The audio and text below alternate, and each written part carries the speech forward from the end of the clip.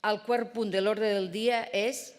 la compareixença del president de la Generalitat davant el Parlament per a donar compte de l'estructura i la composició del govern.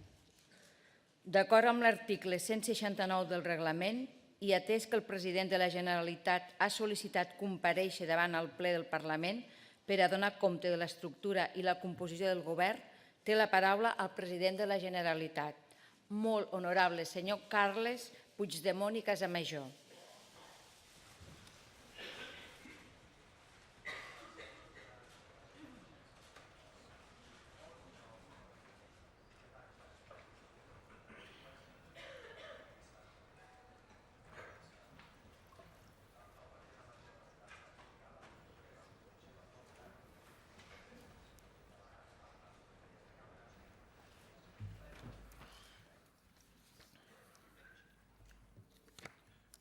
Molt bon dia, molt honorable presidenta del Parlament, vicepresident, consellers i conselleres, diputats i diputades, una salutació especial també a aquells diputats i diputades que s'incorporen per primera vegada o que s'incorporen de nou en aquesta cambra i en aquest inici de legislatura. Efectivament, tal com ha anunciat la presidenta del Parlament, jo vaig sol·licitar, com és preceptiu, comparèixer davant de tots vostès per donar compte de l'estructura i la composició del govern.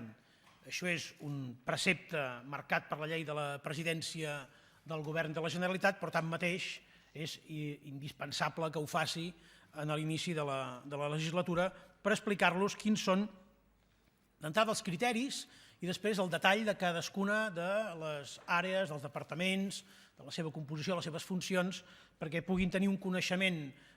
precís des de l'inici que els permeti fer la tasca que els ciutadans els han encarregat de control, de seguiment, de petició d'explicacions del govern. En primer lloc, els voldria subratllar dos criteris generals, dues reflexions globals que emmarquen la decisió de configurar el govern que tot seguit els presentaré. Aquest és efectivament un govern per fer possible tota la feina d'aquesta legislatura prevista en un any i mig.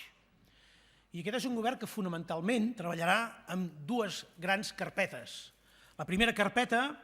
té a veure amb la gestió, la defensa de les competències actuals per tal de mantenir els serveis als ciutadans i la capacitat de màxima resposta als efectes que té la crisi sobre les persones, sobre les empreses, sobre el conjunt del país. És a dir,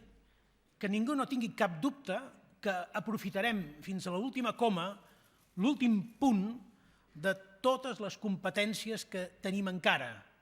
Fins a la darrera lletra de cada competència, aquest govern hi serà per defensar els ciutadans, la capacitat de resposta als efectes que la crisi té sobre les seves espatlles. Segona carpeta, naturalment, perquè aquest és l'encàrrec nuclear que ens fa la ciutadania arran de les eleccions del 27 de setembre, configurant una cambra que a nivell parlamentari respon a aquell encàrrec i el govern intentarà correspondre a aquesta majoria de la cambra, és la planificació, el disseny i l'execució de tots els treballs del procés que ens ha de situar a les portes del nou estat. Un estat que el volem independent, en forma de república, perquè estigui al servei del progrés de les persones, de tots els orígens, de totes les condicions, de totes les opinions, i que pugui donar resposta o acompanyament en el seu itinerari vital molt millor del que no ho ha fet mai cap estat, ni el d'ara ni els anteriors, i que, per descomptat, molt millor del que no ho pugui fer mai cap autonomia, tampoc la d'ara, més escapçada i més asfixiada. Segona gran reflexió marc que explica les raons per les quals hem decidit fer el govern que els presentaré. Aquest és un govern renovat, com ho poden comprovar, és un govern reordenat i és un govern modern, pensat per donar compliment amb eficàcia i resultats mesurables al programa de govern que ja el vaig presentar en la meva compareixença a la sessió d'investidura i que, reitero una vegada més, perquè ningú no perdi mai aquest fil de referència, és conseqüència directa dels resultats del 27 de setembre, és a dir, és conseqüència directe d'allò que vol la ciutadania o una gran part de la ciutadania expressada a les urnes i que ha configurat el Parlament que tots vostès coneixen. Aquest és un govern al que jo li he demanat un tarannà de diàleg permanent. Un tarannà de diàleg permanent amb tots els grups parlamentaris sense excepció. És veritat. I confiem, i això ens permet tirar endavant la legislatura, que tenim un acord que garanteix l'estabilitat parlamentària amb la CUP. Però tanmateix també és cert que en cap cas ens conformem ni ens autolimitem a arribar a tants acords com sigui possible amb tots els grups d'aquesta cambra, perquè estic convençut, com ja vaig dir en la sessió d'investidura, que en molts dels itineraris que els proposarem, en molts vostès hi coincidiran. I que si hi coincidim, per nosaltres, en absolut no quedarà el fet que puguem arribar a amplis acords en benefici del ciutadà, que és per qui, de fet, estem aquí. Per tant, reiteraré el que és la contextualització, l'estructura i composició del govern que avui els presento amb les prioritats exposades fa uns dies i que ara voldria tornar a recordar. En primer lloc,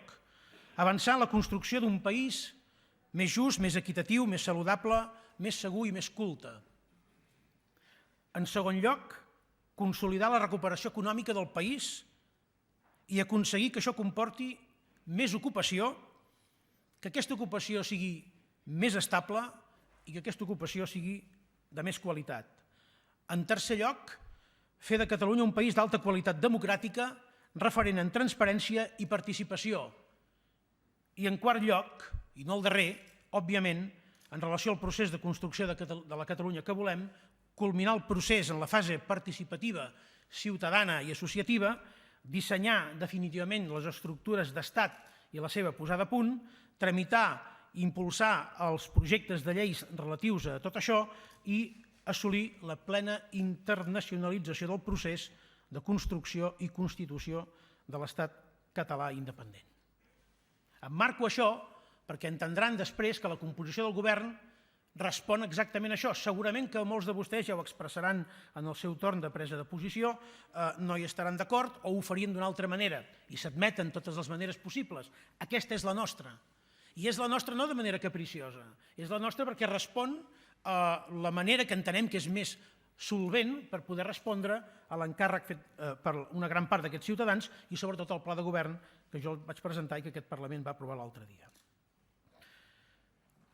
El desplegament d'aquestes prioritats, per tant, i de les polítiques públiques que s'emmarquen en cadascuna d'elles, i que vaig explicar al debat d'investidura, és l'encàrrec que té aquest govern, és l'encàrrec que jo he reiterat als consellers i conselleres. Per tant, que tinguin clar que aquesta estructura no és cap altra estructura que aquella referida a les necessitats organitzatives i instrumentals que calen per poder complir tot aquest mandat. Els vull assenyalar en principi que tota l'acció de govern vindrà aixoplugada per tres grans àrees que responen precisament a les tres grans prioritats del govern. Una primera àrea en la que s'hi imbrica la política econòmica amb l'ocupació, el desenvolupament territorial i tot allò que fa referència a l'impuls del teixit productiu. I en aquesta àrea li donem el rang de vicepresidència, la qual cosa demostra, volem demostrar, i els fets així ho certificaran, la importància que donem a les polítiques per fer possible la recuperació econòmica i el creixement del país. Una segona àrea en la qual es coordinen totes les polítiques socials, les línies d'actuació necessàries per desenvolupar l'estat del benestar i fer possible aquest país, com dèiem, que volem, més cohesionat, sòlid, culte i saludable. I una tercera àrea en la que es coordinen les estratègies en matèria de transparència, projecció exterior, seguretat, justícia i governació. Bé, més enllà d'aquest primer nivell organitzatiu, que té unes funcions, com no se'ls escapa, de coordinar millor i de reforçar millor la coordinació i la compenetració entre àrees que cadascuna d'elles té una part de competències molt àmplies, hi ha, òbviament, l'estructura departamental del govern, que jo tot seguit els passo a enumerar. Els departaments seran els següents: el Departament de la Presidència, Vicepresidència i Economia i Hisenda, Afers Exteriors, Relacions Institucionals i Transparència, Governació, Administracions Públiques i Habitatge, Ensenyament, Salut, Interior, Territori i Sostenibilitat, Cultura, Justícia, Treball, Afers Socials i Famílies, Empresa i Coneixement i Agricultura, Ramaderia, Pesca i Alimentació. Els assenyalaré alguns dels principals canvis que podran comprovar, podran observar en relació a l'anterior govern i que jo us voldria destacar. No són els únics, però sí que són els que els vull assenyalar. El rang, com he dit, de vicepresidència donat al Departament d'Economia i Hisenda, d'acord amb allò que preveu la llei 13/2008 de 5 de novembre de la presidència de la Generalitat i del Govern. La creació del Departament d'Afers Exteriors, Relacions Internacionals i Transparència i els canvis de denominació fruit de les modificacions competencials corresponents als departaments de Treball, Afers Socials i Famílies, Governació, Administracions Públiques i Habitatge, Empresa i Coneixement i Economia i Hisenda. Vull insistir que aquestes modificacions competencials, igual que el conjunt de l'estructura del govern, responen estrictament a criteris d'eficàcia en l'acció de govern i, per tant, a criteris d'eficàcia en el compliment del pla de govern, en el compliment del nostre compromís en el servei al país. Així, per tant, s'agrupen les competències d'ocupació i polítiques socials per donar resposta a les necessitats de les persones des del vessant de la protecció social i de l'ocupabilitat. Segur que hi ha debat sobre això, segur, encantats de tenir-lo, però aquest és el nostre criteri. I aquest és un criteri que el podem explicar amb molta rotunditat i amb molta contundència perquè estem convençuts que en el treball de mesurament de l'activitat del govern i de resultats, per tant, en aquest sentit, aquest és un efecte, diguem-ne, més multiplicador dels esforços conjunts del govern que no una altra estructura perfectament legítima, però aquesta és la nostra. Es traspassen les competències d'habitatge al Departament de Governació, com saben, perquè aquestes estan íntimament lligades a l'acció de les administracions locals. L'emergència habitacional, totes les crisis d'habitatge, és indissociable del paper dels ajuntaments, que tenen capacitat de resposta, que tenen una capacitat d'acompanyament també d'altres administracions i d'altres actius per poder traslladar de la manera més ràpida, eficaç i concreta una resposta a una necessitat. I per tant ens semblava que també era no només una qüestió d'eficàcia, sinó de discurs de poder situar totes les competències d'habitatge al Departament de Governació, que és qui efectivament està molt més íntimament lligat a l'administració local. També s'uneixen les competències d'empresa i de coneixement, i em sembla que gairebé és, no diré ociós, però és bastant evident el per què això és així, no? Sabem que tenim un repte en el que és la transferència del coneixement des de les universitats als sectors productius. Quina millor manera que fer-ho posant a treballar conjuntament aquestes competències. Bé, aquests són alguns exemples i ara m'agradaria repassar més ja detalladament els trets destacats de cadascun dels departaments pel que fa a la seva estructura i pel que fa a les seves funcions. No pretenc explicar quines són les prioritats dels departaments. No pretenc fer-ho perquè això ja serà objecte de compareixences que, tal com és preceptiu, duran a terme el vicepresident, els consellers i les conselleres en els propers dies. I, de fet, a l'acabar aquesta sessió, tal com els vaig encarregar ahir a la sessió de govern, entraran la seva sol·licitud de compareixença perquè puguin comparèixer a les comissions parlamentàries respectives, que ja han vist també que el disseny de les comissions parlamentàries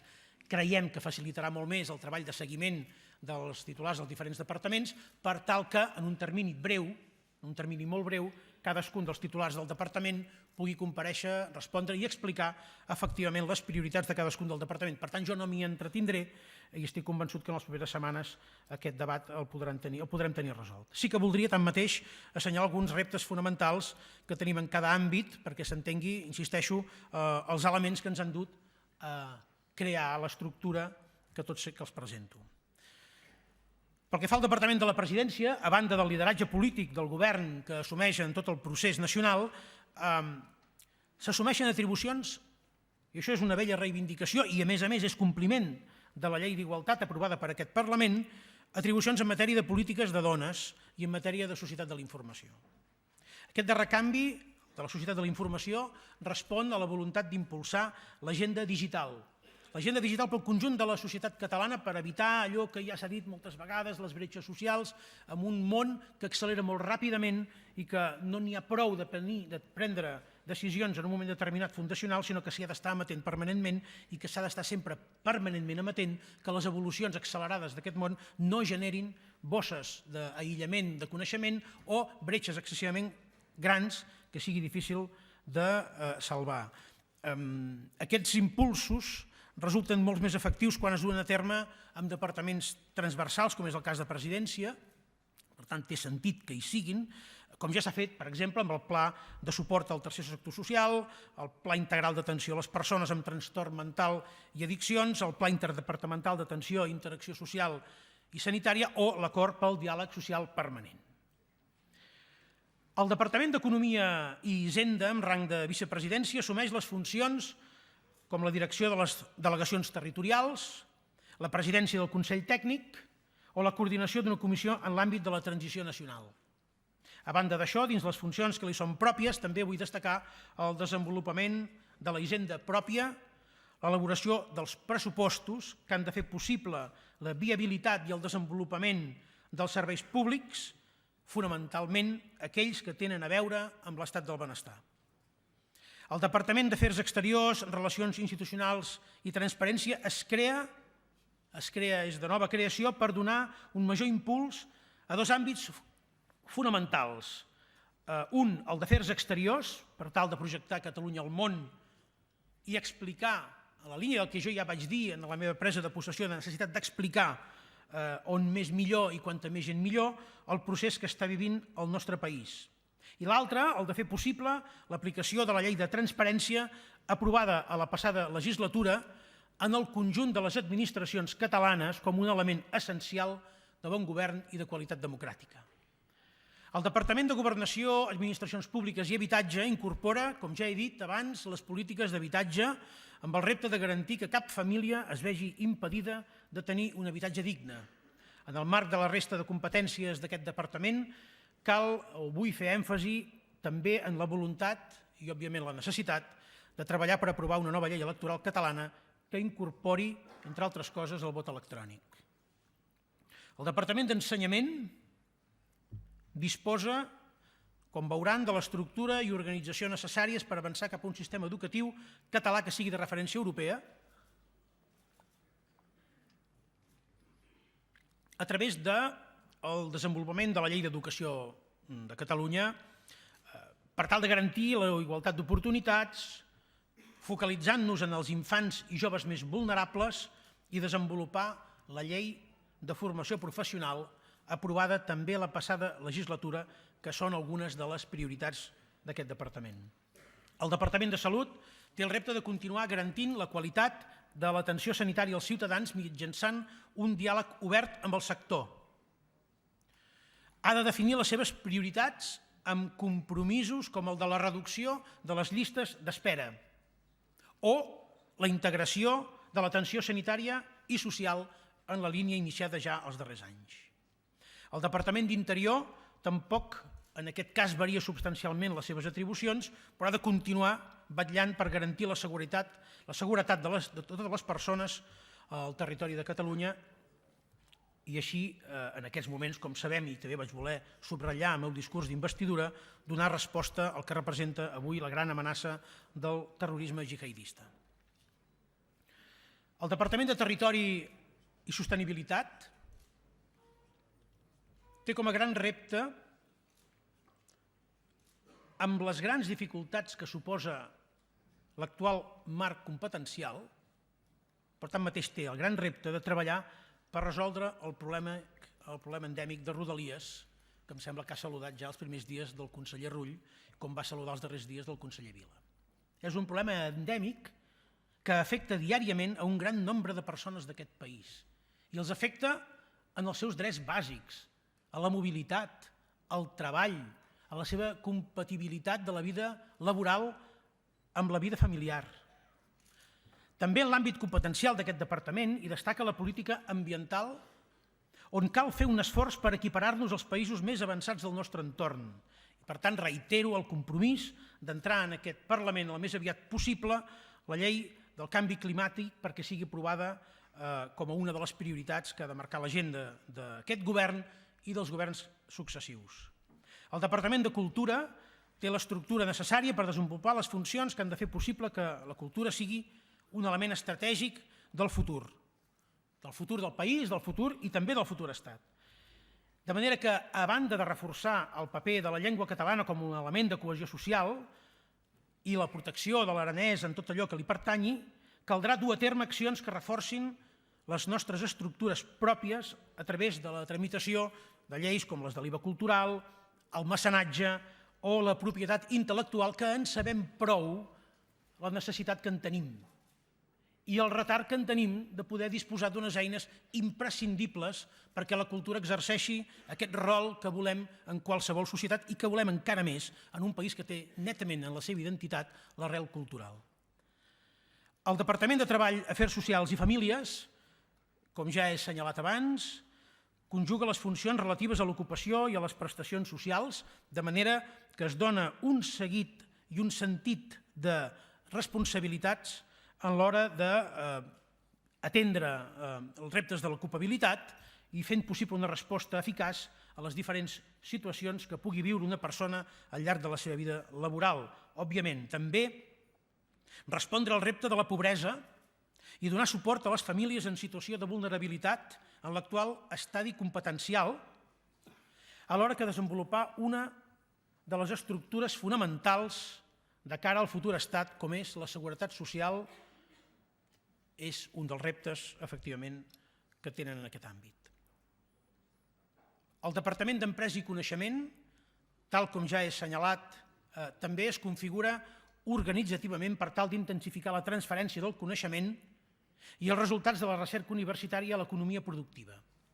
A banda, l'estructura del departament ha d'estar al servei de l'acompanyament de totes les iniciatives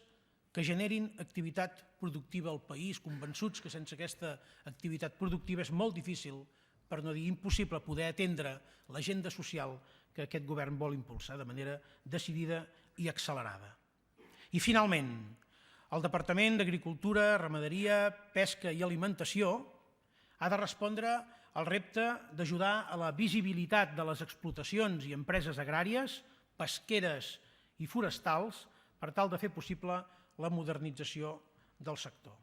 L'estructura del govern, per tant, respon a tot això.